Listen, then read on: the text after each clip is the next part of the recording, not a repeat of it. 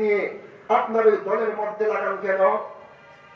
এগুলো হলো গিয়ে নাস্তিক, মুরতাদ, ইহুদি, খ্রিস্টান বেঈমানদেরকে খুশি করবার জন্য এক শ্রেণীর 5টা আলেম, সরকারের দালালেরা, এক প্রকার সরকারের দালাল 5টা আলেমেরা, তারা আমাদের রাজনৈতিক দলকে শক্ত করবার জন্য সাধারণ জনগণ, আম মানুষদেরকে তাদের দলের মধ্যে উদ্বুদ্ধ করবার জন্য আল্লাহর কোরআনের এই জিহাদের আয়াতগুলোকে নিয়ে তাহরিফ করে নাস্তিক বেঈমানদেরকে খুশি করবার জন্য আল্লাহর কোরআনের আয়াতগুলোকে বিকৃত করে দিচ্ছে।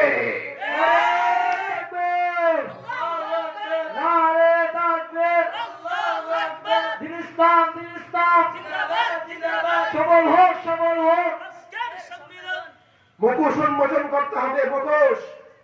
এরকম দালালদেরকে আমরা দেখতে চাই না। কথা বলবো ইসলামের জন্য। আল্লাহর নবী সাল্লাল্লাহু আলাইহি ওয়াসাল্লাম বদর, উহুদ, খন্দক, হুনাইনের মতো যুদ্ধ কায়েম করে ইসলাম ওদের পর্যন্ত পৌঁছে দিয়েছেন, দালালি করবার জন্য নয়। বুখারী শরীফ সিনার মধ্যে আছে, কোরআনে কারীমের ইলমে ওহী আল্লাহ পাক রব্বুল আলামিন দান করেছেন। এজন্য এ কারণে নয় যে কোরআনে কারীম বিক্রি করে কোরআনে কারীমের আয়াতকে আমি বিক্রি করে মানুষদেরকে, জনগণদেরকে বোকা বানায় খাবো। এজন্য আল্লাহ পাক রব্বুল আলামিন ইলমে নববী, ইলমে ওহী আমাদেরকে দেন নাই। মুহতারাম হাজিরিন, আয়াতের পরের অংশ কোনো আলেম তেলাওয়াত করতে চায় না, কারণ আয়াতের পরের অংশ তেলাওয়াত করলেই ধরা খাবে। কারণ আয়াতের পরের অংশের মধ্যেই সমস্ত কিছু বলে দেওয়া আছে। আল্লাহ তাআলা এই আয়াতে ক্রয় বিক্রয় মুমিনদের প্রচলিত গণতন্ত্রের মাধ্যমে, প্রচলিত আইন দ্বারা কখনো ইসলাম প্রতিষ্ঠা হবে না।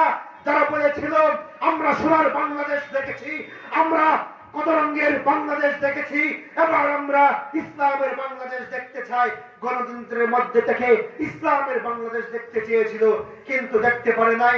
ইসলামের বাংলাদেশ যদি দেখতে চান তাহলে জিহাদ, কিতাল, দাওয়া, ইহাদাদের দিকে আমাদেরকে ইমারতের দিকে ফিরে আসতে হবে। যদি সেই পথের দিকে ফিরে আসতে পারেন, সমস্ত তন্ত্র মন্ত্রকে বাদ দিয়ে জিহাদ, কিতাল, দাওয়া, ইহাদা, ইমারতের মধ্যে যদি ফিরে আসতে পারেন, ইনশাআল্লাহ কুম্মা ইনশাআল্লাহ আগামীতে আমরা যুদ্ধ করে গোটা পৃথিবীকে দখল করতে পারবো ইনশাআল্লাহ। আমরা তো সেই জাতি যাদের ভয়ে আমেরিকা পর্যন্ত এখনো কাঁপে থরথর করে, আমরা তো সেই জাতি।